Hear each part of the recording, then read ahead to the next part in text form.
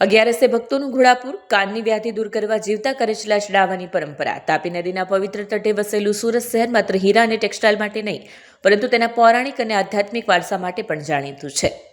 સુરતના ઉમરા વિસ્તારમાં આવેલું રામનાથ ઘેલા મહાદેવ મંદિર શ્રદ્ધાળુઓ માટે આસ્થાનું વિશેષ કેન્દ્ર છે. આ વિશ્વનું એકમાત્ર એવું મંદિર માનવામાં આવે છે જ્યાં ભગવાન શિવને પરંપરાગત બીલીપત્ર અને પુષ્પોની સાથે જીવતા કરચલા અર્પણ કરવામાં આવે છે. વર્ષોથી ચાલી આવતી આ વિશિષ્ટતા પરંપરા પાછળ ઊંડી ધાર્મિક માન્યતાઓ જોડાયેલી છે, જે દર વર્ષે હજારોની સંખ્યામાં ભક્તોને અહીં ખેંચી લાવે છે.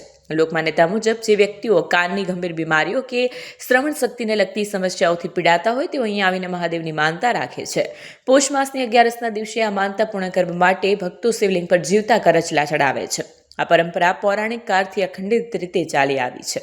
આ ઐતિહાસિક અને ધાર્મિક પૃષ્ઠભૂમિને કારણે રામનાથ ઘેલા મંદિરનું મહત્વ શ્રદ્ધાળુના હૃદયમાં વિશેષ સ્થાન ધરાવે છે. જ્યારે ભગવાન રામ પિતૃ તર્પણ કરી રહ્યા હતા ત્યારે સમુદ્રના મોજાની સાથે અનેક જીવતા કરચલા શિવલિંગ પર આવી પડ્યા હતા. આ ઘટના બાદ ભગવાન રામે કરચલાઓને આજીવન શ્રાપ મુક્ત કરીને વરદાન આપ્યું હતું કે જો કોઈ ભક્ત કાનની તકલીફ અથવા કાનમાંથી રસી નીકળવા જેવી સમસ્યા સમયે કરચલા ચડાવશે તેની વ્યાધિ દૂર થશે. આ કથાના પ્રભાવ હેઠળ આજે પણ હજારો ભક્તો શ્રદ્ધાપૂર્વક આ વિધિ કરે છે. જૈનેશ રાઠોડ નામના એક ભક્તે જણાવ્યું કે તેમની પત્નીના કાનમાંથી રસી નીકળતી હોવાથી તેમણે રાખેલી માનતા ફળી છે અને તેઓ શ્રદ્ધાપૂર્વક અહીં કરચલા ચડાવવા આવ્યા છે.